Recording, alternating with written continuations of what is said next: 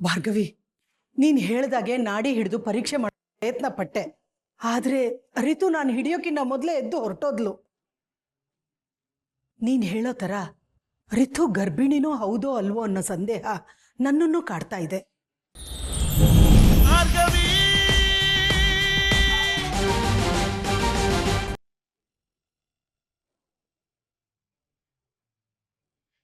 ಕೊನೆಗೂ ನಿನ್ನ ಅಪ್ಪನ ಬುದ್ಧಿ ತೋರಿಸ್ಬಿಟ್ಟೆ ಅಲ್ವಾ?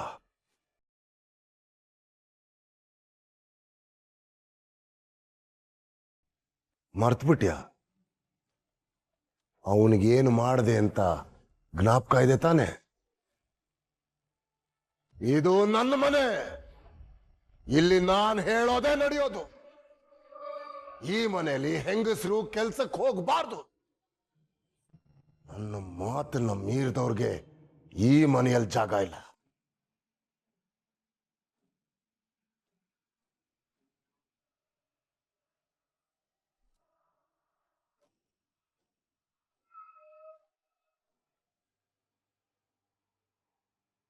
ಯಾರ್ಗೆ ನೀನ್ ಎದುರು ಮಾತಾಡ್ತಿರೋದು? ಮಾವ ಈ ಮನೆ ಯಜಮಾನ. ಅವ್ರು ಹೇಳ್ದಾಗೆ ಈ ಮನೇಲಿ ನಡೆಯೋದು. ಅವ್ರಿಗೆ ಮೋಸ ಮಾಡಕ್ಕೆ ಎಷ್ಟು ಕೊಬ್ಬಿರ್ಬೇಡ ನಿನಗೆ. ನಿನ್ನಂತವಳಿಗೆ ಈ ಮನೇಲಿ ಜಾಗ ಇಲ್ಲ. ಹೊರಡ್ತಾ ಇರೋ. ಹೋಗ್ತೀನಿ, ನಾನೇನಿಲ್ಲೇ ಇರಲ್ಲ. ಮಿಸ್ಟರ್ JP ಪಾಟೀಲ್ಗೆ ಸ್ವಲ್ಪ ಭಯ ಜಾಸ್ತಿ ಅನ್ಸುತ್ತೆ.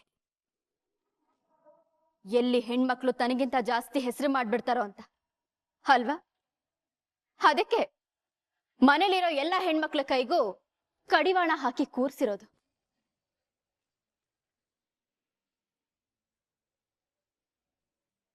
ನೋಡಿದ್ಯಾ ಅರ್ಜುನ್, ನಿನ್ ಹೆಂಡತಿ ಹೇಗೆ ಭಾವಂಗೆ ಎದುರುತ್ರ ಕೊಡ್ತಿದ್ದಾಳೆ ಅಂತ? ಇವಳನ್ ಸಹಿಸ್ಕೊಳಕ್ ಸಾಧ್ಯನೇ ಇಲ್ಲ.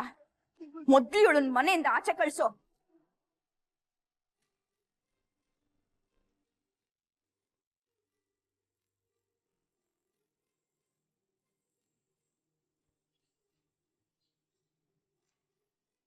ಹೌದು ಅರ್ಜುನ್, ಇವತ್ತು ಇವಳಿಂದಾನೆ ನಮ್ ರಿತು ಜೀವನ ಹಾಳಾಗಿರೋದು. ಇಷ್ಟಾದ್ಮೇಲೂ ಇವಳು ಇನ್ನೂ ಈ ಮನೇಲಿ ಇರ್ಬೇಕಾ? ನೀನೇ ನಿರ್ಧಾರ ಮಾಡು. ಹೌದು ಚಿಕ್ಕಿ, ನೀವ್ ಹೇಳಿದ್ ನಿಜಾನೇ.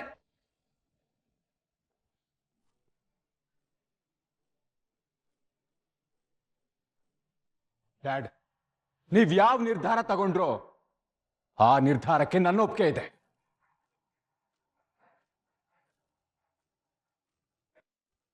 ಏ ಅರ್ಜುನ್, ಏನೋ ಮಾತಾಡ್ತಿದ್ಯಾ ನೀನ್? ಅವನ್ನ ಆಚೆ ಕಳಿಸಿದ್ರೆ ಅವ್ರು ಎಲ್ಲಿಗೆ ಹೋಗ್ತಾರೆ? ಬ್ರೋ, ನೀನ್ ಸುಮ್ನಿರು. ತಪ್ಪು ಮಾಡೋ ಮುಂಚೆ ಅದ್ರ ಪರಿಣಾಮದ ಬಗ್ಗೆನೂ ಯೋಚನೆ.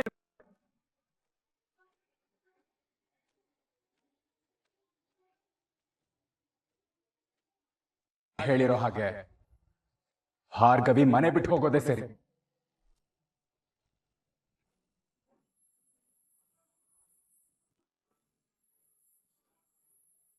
ನಿನ್ನನ್ನು ಮದುವೆ ಮಾಡ್ಕೊಂಡು ಈ ಮನೆಗೆ ಕರ್ಕೊಂಬಂದಲ್ಲ ನಿನ್ ಗಂಡ, ಅವನು ಹೇಳಿದ ಮಾತು ಕೇಳಿಸ್ತಾ? ಇದು ನನ್ನ ಮನೆ, ಈ ಮನೆಯಲ್ಲಿ ನನ್ನ ಮಾತೇ ನಡೆಯೋದು. ಇನ್ನು ಯಾರ ಮುಖ ನೋಡ್ಕೊಂಡು ನಿಂತಿದ್ಯೆ? ಮಾವ ಹೇಳಿದ್ ಕೇಳಿಸ್ತು ತಾನೆ? ಬ್ಯಾಗ್ ತಗೊಂಡು ಹೊರಡ್ತಾ ಇರು.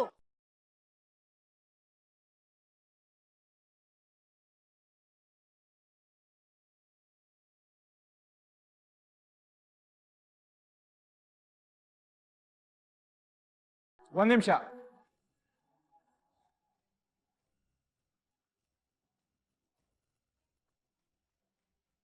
ಭಾರ್ಗವಿ ಮಾಡಿದ್ದು ತಪ್ಪೆ, ಆದ್ರೆ ಅವ್ರನ್ನ ಮನೆ ಕರ್ಕೊಂಡ್ ಬಂದಿದ್ದು ನನ್ ತಪ್ಪು. ಕಷ್ಟ ಇರ್ಲಿ ಸುಖ ಇರ್ಲಿ ಜೊತೆಗಿರ್ತೀನಿ ಅಂತ ಮಾತು ಕೊಟ್ಟು ಮದ್ವೆ ಆಗಿದ್ದೀನಿ. ಇವ್ರ ಮಾತನ್ನ ತಪ್ಪೋದು, ಆದ್ರೆ ನಾನು ಕೊಟ್ಟಿರೋ ಮಾತನ್ನ ಯಾವತ್ತೂ ತಪ್ಪಲ್ಲ.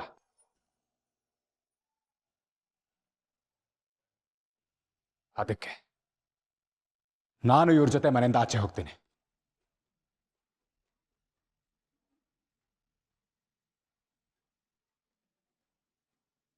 ಕೋತಿ ಹಿಂದೆ ಬಾಲನೂ ಹೋಯ್ತು ಅನ್ನೋ ತರ ಅವಳ ಹಿಂದೆ ಇವನು ಹೋಗ್ತಾನಂತೆ.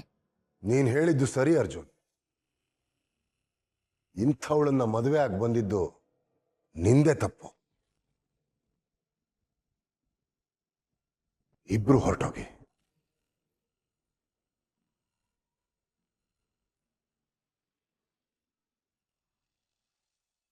ವಿಕ್ಕಿ ಏನಾದ್ರು ನಿನ್ಗೆ ಶಕ್ತಿ ಪ್ರಸಾದ್ ನಿನ್ಗೆ ಏನಾದ್ರು ಬ್ಲಾಕ್ ಮೇಲ್ ಮಾಡಿರ್ತಾನೆ. ಮದ್ವೆಗಿಂತ ರಿತು ಗರ್ಭಿಣಿಯಾಗಿದ್ದನ್ನ ಹೇಳಿದ್ರೆ ಚಿಕ್ಕು ಖಂಡಿತ ತಡ್ಕೊಳಲ್ಲ. ರಿತು ಅವಳಿಗೆ ಯಾವಾಗ ಸರಿ ಅನ್ಸುತ್ತೋ ಆವಾಗ್ಲೇ ಹೇಳಿ. ಹೇಳೋ, ಯಾರಾದ್ರೂ ನಿನ್ಗೆ ಹೆದರ್ಸಿ ಬೆದರಿಸ್ತಿದ್ದಾರಾ? ಅಥವಾ ಈ ಕಾಲದ ಮಕ್ಕಳು, ನಿಮ್ ಮನ್ಸಲ್ಲಿ ಏನಿದೆ ಅಂತ ನಮ್ಗೆ ಅರ್ಥ ಆಗಲ್ಲಪ್ಪ. ಅಲ್ಲ, ಎಲ್ಲಾ ಶಾಸ್ತ್ರ ಮುಗ್ದು ಮದುವೆ ಆದ್ಮೇಲೆ ಅರೆಸ್ಟ್ ಮಾಡಿಸೋದು ತಪ್ಪಲ್ವಾ? ಇದು ನ್ಯಾಯನೇನೋ? ನಾನ್ ನಂಬಿರೋ ಭಾರ್ಗವಿಯಿಂದಾನೆ ನನ್ನ ಮಗಳ ಜೀವನ ಹಾಳಾಗುತ್ತೆ ಅಂತ ನಾನು ಕನ್ಸಲ್ಲಿ ಅನ್ಕೊಂಡಿರ್ಲಿಲ್ಲ. ಇಲ್ಲಿ ಅಣ್ಣ ಸರಿನೋ, ಭಾರ್ಗವಿ ಸರಿನೋ, ವಿಕ್ಕಿ ಸರಿನೋ, ಅಥವಾ ಕೊನೆಯಲ್ಲಿ ನೀನು ಹೇಳ್ದಿಯಲ್ಲ ಅದು ಸರಿನೋ ನನ್ಗೆ ಅರ್ಥ ಆಗ್ತಿಲ್ಲ ಅಚ್ಚು. ಒಟ್ನಲ್ಲಿ ನಿಮ್ಗಳ ಜಿದ್ದಿಗೆ ಜೀವನ ಪೂರ ನನ್ನ ಮಗಳು ನೋವು ತಿನ್ಬೇಕಾ? ಇಲ್ಲಿ ಅಮ್ಮ, ಅಣ್ಣ, ಅತ್ತಿಗೆ ಎಲ್ಲರೂ ಒಟ್ಟಿಗಿದ್ರೇ ಚಂದ. ಪಾಟೀಲ್ ಫ್ಯಾಮಿಲಿ ಅಂದ್ರೆ ಜೇನ್ ಗೂಡ್ತಾರ ಇರ್ಬೇಕು. ಅದಕ್ಕೋಸ್ಕರ ಎಲ್ಲ ಸಹಿಸ್ಕೊಂಡು ನಾನು ಸುಮ್ಮನೆ ಇದ್ದೆ. ಆದ್ರೆ ನನ್ನ ತ್ಯಾಗದಿಂದ ನನ್ನ ಮಗಳ ಜೀವನ ಬಲಿ ಆಗ್ತಿದೆ ಅಂತ ಅನಿಸ್ತಿದೆ. ಆ ನನ್ನ ತ್ಯಾಗಕ್ಕೆ ನನ್ನ ಮಗಳ ಜೀವನ ಬಲಿ ಆಗ್ಬೇಕಾ? ಅವಳು ಗಂಡನ ಮನೇಲಿ ಇರ್ಬೇಕಾದವಳು ಇವತ್ತು ಈ ಮನೇಲಿ ಅಳ್ತಾ ಕೂತಿದ್ದಾಳೆ. ನನ್ನ ಮಕ್ಕಳ ಭವಿಷ್ಯ ಏನೋ?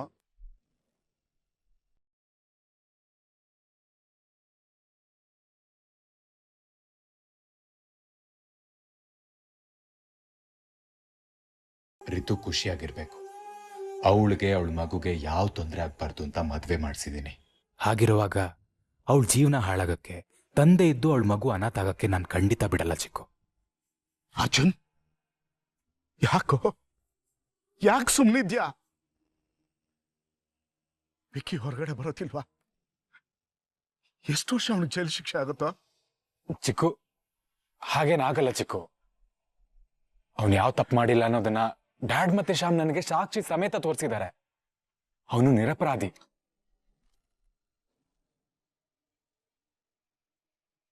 ನಡೆದಿರೋದೆಲ್ಲ ನೋಡ್ತಾ ಇದ್ರೆ ನನಗೆ ನಿನ್ ಮಾತಿನ ಮೇಲೆ ನಂಬಿಕೆ ಬರ್ತಿಲ್ಲ. ಏನೇ ಆದ್ರೂ ನಿಮ್ಮ ಚಿತ್ತಿಗೆ ನನ್ನ ಮಗಳನ್ನ ಬಲಿ ಕೊಡ್ಬೇಡ್ರಪ್ಪ. ಚಿಕ್ಕು ಪ್ಲೀಸ್, ದಯವಿಟ್ಟು ನನ್ನ ಮಗಳನ್ನ ಉಳಿಸ್ಕೊಡಿ ನನಗೆ.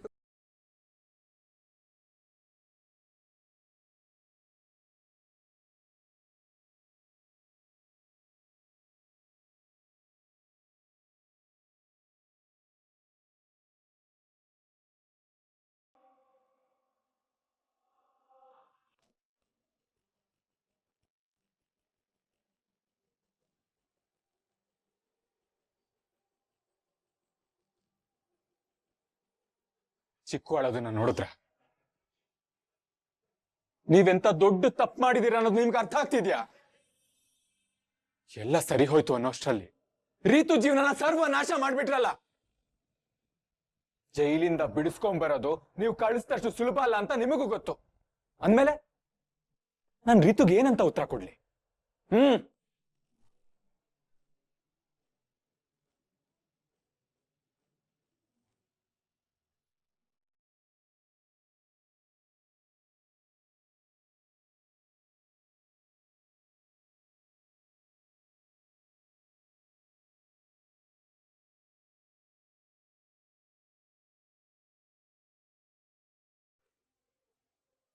ರಿತು, ನೀನು ಎಷ್ಟು ದುಃಖ ಇದೆಯಾ ಅಂತ ನನಗೆ ಅರ್ಥ ಆಗುತ್ತೆ ಕಂದ.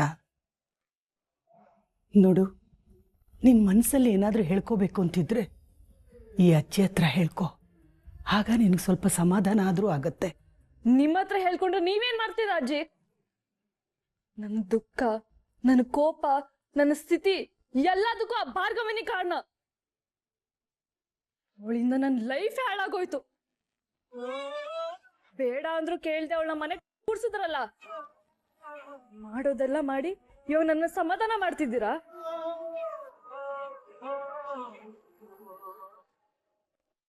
ರಿತು, ಈ ಆವೇಶನ ಸ್ವಲ್ಪ ಕಡಿಮೆ ಮಾಡ್ಕೊ.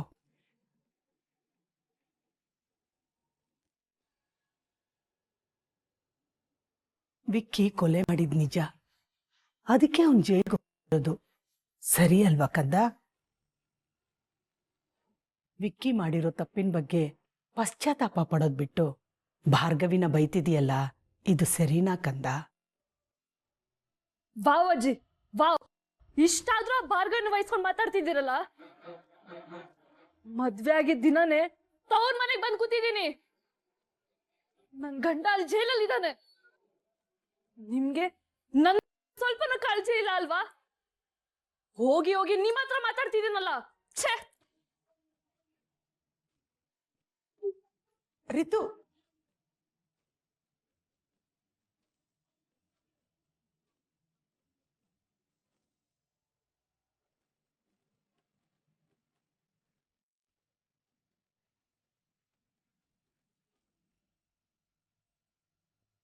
ಭಾರ್ಗವಿ, ನೀನ್ ಹೇಳ್ದಾಗೆ ನಾಡಿ ಹಿಡಿದು ಪರೀಕ್ಷೆ ಮಾಡೋ ಪ್ರಯತ್ನ ಪಟ್ಟೆ.